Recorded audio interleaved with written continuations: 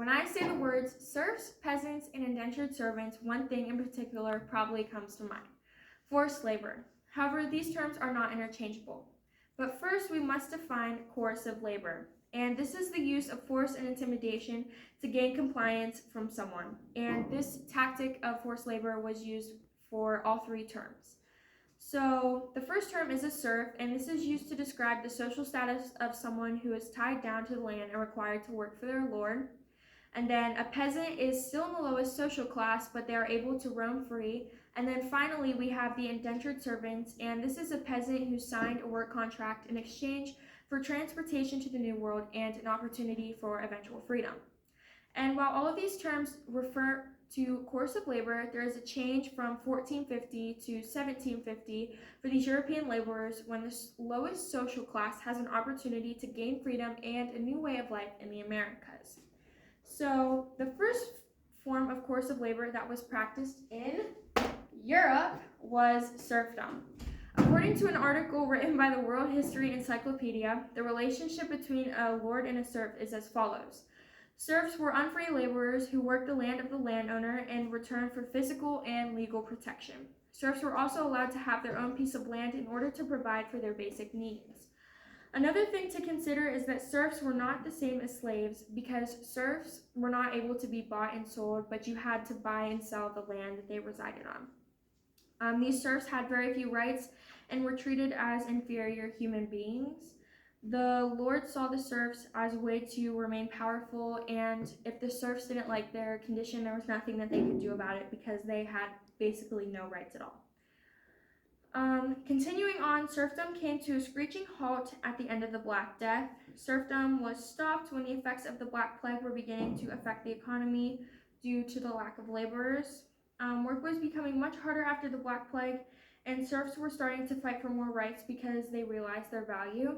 And in 1660, the Tenuous Abolition Act revoked serfdom and moved to peasantry. The British Library states that due to the fact that so many had died, peasants were therefore able to demand better conditions and higher wages from their landlords. The peasants were not tied to the lands, and they worked for anyone and had a raise and pay, but were still poverty-stricken and stuck under debt bonds. And as a result, they ended up still working for these landlords because they could not afford to do anything else and were in the lowest social class, so nobody really accepted them into the society. And then eventually the colonies were established, and that created a way for peasants to escape bonds and go into servitude to gain freedom. Furthermore, some peasants signed contracts to move away from their homeland of Europe and go to the Americas for work, and we're going to be talking about Virginia specifically. They received transportation over to the New World in exchange for work, and once they moved to the Americas, they became indentured servants because they were working under a contract, and once the contract was over, they could have an opportunity to gain their freedom. The Encyclopedia of Virginia states that adults usually served for 4 to 7 years, and children sometimes for much longer, with most working in the colony's tobacco fields. And this all occurred in 1618. They also state that as a result, servants flooded into the colony, where they were greeted by deadly diseases and often harsh conditions that killed a majority of newcomers and left the rest to the mercy of sometimes cruel masters. So these indentured servants basically left their homeland in exchange for freedom, but they did have to work under these harsh conditions in order to get it. And signing this contract meant that they had to work the plantation for a certain number of years, and if they ended up surviving, then they could get their freedom. And all of this brings us back to today's question of how coercive labor changed from 1450 to 1750 for European peasants. And through this whole period of time, forced labor had remained present. It didn't go away, and it didn't really change. People were still treated horribly.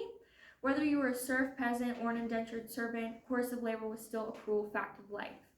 However, when the Americas were discovered, the lower class finally saw the light at the end of the tunnel, and they could become indentured servants and get the freedom that they had always longed for.